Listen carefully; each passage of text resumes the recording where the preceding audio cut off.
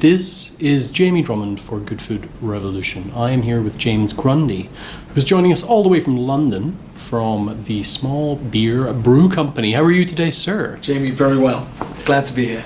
Now, we've been tasting through your range of beers, which, well, they're certainly not your average beers, that is for sure. Would you mind telling us a little bit about the story behind the Small Beer Brew Company? Jamie, it'd be a pleasure.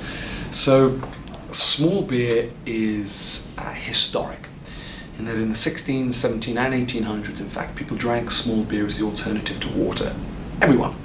School children right through to high society. Because the water quality at the time was so bad. Right. In England, cholera was rife, a lot of waterborne diseases. So you would drink this small beer for hydration and nutrition. And in fact, Dickens wrote of small beer, Shakespeare wrote of small beer. At that time it was as common as bread. But because you would drink it to hydrate, the upper limit was set at 2.8%. And that's exactly what we do. So 2.5 years ago, we launched certainly the UK's, if not the world's, first dedicated small beer brewery, in that we specialise in brewing classic beer styles at 2.8% and below. Two of us at the very beginning, myself and my business partner, both drinks industry backgrounds. I worked in gin, actually, a gin brand called Sipsmith, for 8 years building that. Prior to that, the wine industry, and he was one of the lead brewers at Fuller's Brewery in London. Yes. Prior to that at AB, before that he was building breweries. Brilliant guy. We very often found ourselves scanning the pump clips and watching the strength of beers do that. The hangovers seem to go up in equal measure as well. Yeah, but, of course. But particularly when you're having a social lunch where you don't necessarily want the unproductive afternoon, or just seeing a friend of a Tuesday night, or maybe getting in from work and opening a beer. There were so many occasions when you wanted to have a really great drink in hand, but not the slowdown associated with. And you saw a real gap in the market here. We absolutely did, and I think it's about phenomenal quality, and it's not just about moderation. It's about being able to have a great drinking experience, but not suffer the bleary-eyed consequences. Yes, indeed. And you have a very specific brewing process, which is quite different to that for a regular beer. You're right. So we do not brew to 5-6% and then take out the alcohol. Yep. We don't use reverse osmosis. We do not water back. We brew our beers to strength using the finest quality ingredients of Marisotto malt from the oldest floor maltings in England, in Warminster, which gives the beers beautiful body and depth. But it's very much for us about controlling the quantity of fermentable sugars that go in at the front end, which allows us to dictate the ABV, the strength, the alcohol by volume that they reach at the back end. So beautiful beer styles that are very much brewed to strength, but interestingly without the use of lactose, maltose, dextrins and sugars. Right. You won't find any of that in the beers themselves.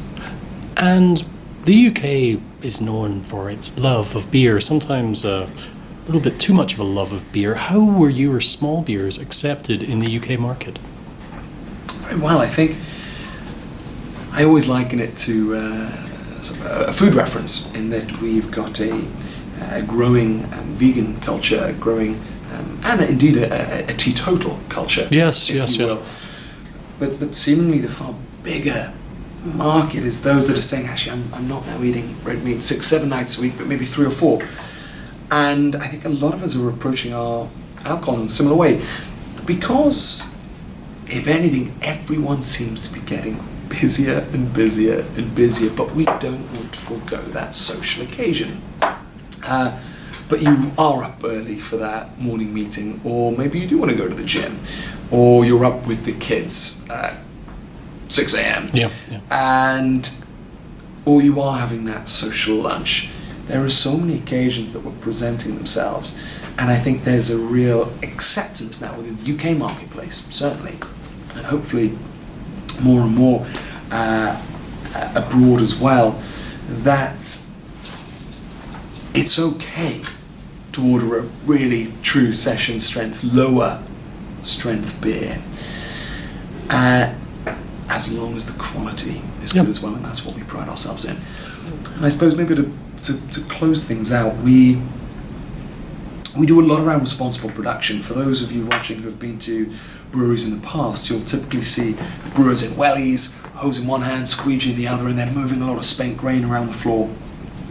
If you get a chance to visit the brewery in the UK, say we're just down from London Bridge, we're pretty central. We run the country's only entirely dry floor brewery. You'll never see the brewer in a hose with those wellies and such like.